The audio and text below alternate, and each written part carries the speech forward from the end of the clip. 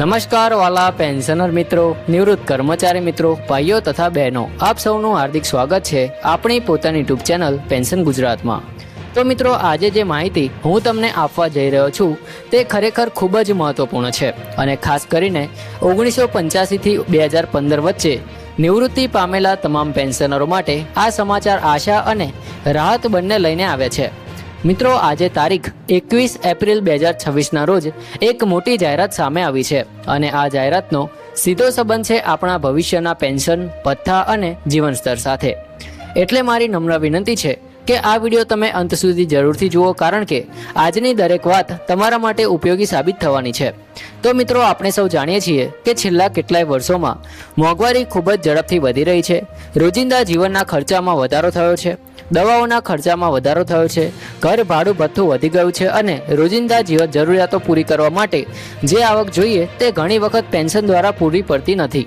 ખાસ કરીને 1985 થી લઈને 2015 વચ્ચે નિવૃત્ત થયેલા પેન્શનરો માટે હાલની પરિસ્થિતિ ઘણી મુશ્કેલ બની રહી છે, કારણ કે તેઓના પેન્શનના ગણતરીના ધોરણો જૂના છે અને આજના ખર્ચા સાથે તે મેળ ખાતા નથી। આ જ કારણ છે કે પેન્શનરોના સંગઠનો અને કર્મચારી સંઘોએ હવે સરકાર સમક્ષ 8મા પગાર પંચ માટે કેટલીક મહત્વપૂર્ણ માંગણીઓ મૂકી છે। મિત્રો, 8મા પગાર પંચને લઈને હાલ ખૂબ જ ઝડપથી પ્રક્રિયા ચાલી રહી છે અને સરકાર તરફથી પણ આ દિશા ગંભીરતાથી વિચારણા કરવામાં આવી રહી છે। આ વખતે પેન્શનરોના સંગઠનોએ જે પ્રસ્તાવ મૂક્યો છે તે ખરેખર મોટા ફેરફારો લાવી શકે છે। સૌથી મહત્વપૂર્ણ માંગ છે કે મોંઘવારી ભથ્થું એટલે કે ડીએ અથવા ડીઆરને મૂળ પગાર અને પેન્શન સાથે 25% પર પહોંચતા મર્જ કરવામાં આવે। હાલની પરિસ્થિતિમાં જો જોઈએ તો ડીએનો દર 60% સુધી પહોંચી ગયો છે, એટલે કે તે ખૂબ જ ઊંચો છે। જો આ ડીએને મૂળ પેન્શન સાથે મર્જ કરવામાં આવે તો પેન્શનરોને સીધો અને કાયમી લાભ મળી શકે છે। આને સરળ ભાષામાં કહીએ તો હાલમાં જે ડીએ તમને અલગથી મળે છે, જો મૂળ પેન્શન સાથે જોડાઈ જાય તો તમારું બેઝિક પેન્શન વધશે અને એકવાર બેઝિક પેન્શન વધી જાય પછી ભવિષ્યમાં મળતા બધા ભથ્થા જેમ કે ડીએ, ગ્રેજ્યુટી, કમ્પ્યુટેશન વગેરે બધું વધેલા બેઝ પર ગણાશે। એટલે આ માત્ર તાત્કાલિક નહીં પરંતુ લાંબા ગાળાનો લાભ છે। આ માંગણીએ પેન્શનરોમાં નવી આશા જગાવી છે, કારણ કે આથી તેઓને આર્થિક રીતે વધુ સ્થિરતા મળી શકે છે। મિત્રો, બીજી એક મહત્વપૂર્ણ માંગ એ છે કે HRA એટલે કે ઘર ભાડું ભથ્થું વધારવાની।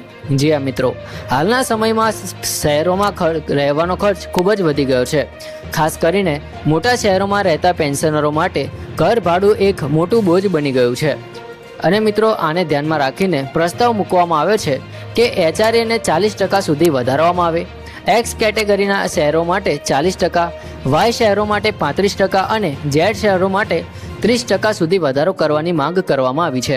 આ સાથે સાથે એક નવી અને મહત્વપૂર્ણ વાત પણ પ્રસ્તાવમાં સામેલ કરવામાં આવી છે કે પેન્શનરોને પણ HRAનો લાભ મળવો જોઈએ। અત્યાર સુધી પેન્શનરોને આ પ્રકારનું ભથ્થું મળતું નથી, પરંતુ જો આ પ્રસ્તાવ સ્વીકારવામાં આવે તો પેન્શનરો માટે એક મોટો લાભ સાબિત થઈ શકે છે। ખાસ કરીને તેઓ માટે જે ભાડાના મકાનમાં રહે છે તેમના માટે આ એક મોટી રાહત બની શકે છે। મિત્રો, હવે વાત કરીએ ત્રીજી મોટી માંગણી, જે છે વિવિધ ભથ્થાઓમાં 3 ગણો વધારો કરવાની। આમાં પરિવહન ભથ્થું, દૈનિક મુસાફરી ભથ્થું, નર્સિંગ ભથ્થું, ગણવેશ ભથ્થું અને અન્ય ભથ્થાઓનો સમાવેશ થાય છે। આજના સમયમાં મુસાફરી ખર્ચ, આરોગ્ય ખર્ચ અને અન્ય જરૂરિયાતો માટે જે ખર્ચ થાય છે તે ઘણી વખત હાલના ભથ્થાઓથી પૂરો થતો નથી, તેથી આ ભથ્થાઓને 3 ગણો વધારવાની માંગ કરવામાં આવી છે। આ ઉપરાંત જોખમ અને મુશ્કેલી ભથ્થું પણ વધારવાની માંગ છે, ખાસ કરીને એવા કર્મચારીઓ માટે જે જોખમી અથવા કઠિન પરિસ્થિતિઓમાં કામ કરે છે, જેમ કે રેલવે, આરોગ્ય સેવા, સફાઈ કર્મચારી, અગ્નિશામક વિભાગ વગેરે।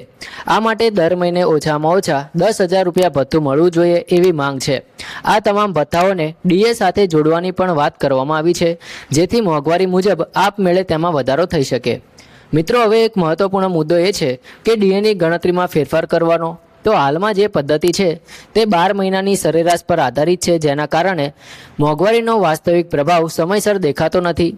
તેથી પ્રસ્તાવ મૂકવામાં આવ્યો છે કે 6 મહિનાની સરેરાશ પદ્ધતિ અપનાવવામાં આવે, જેથી મોંઘવારીનો પ્રભાવ ઝડપથી ગણવામાં આવે અને પેન્શનરોને સમયસર લાભ મળી શકે।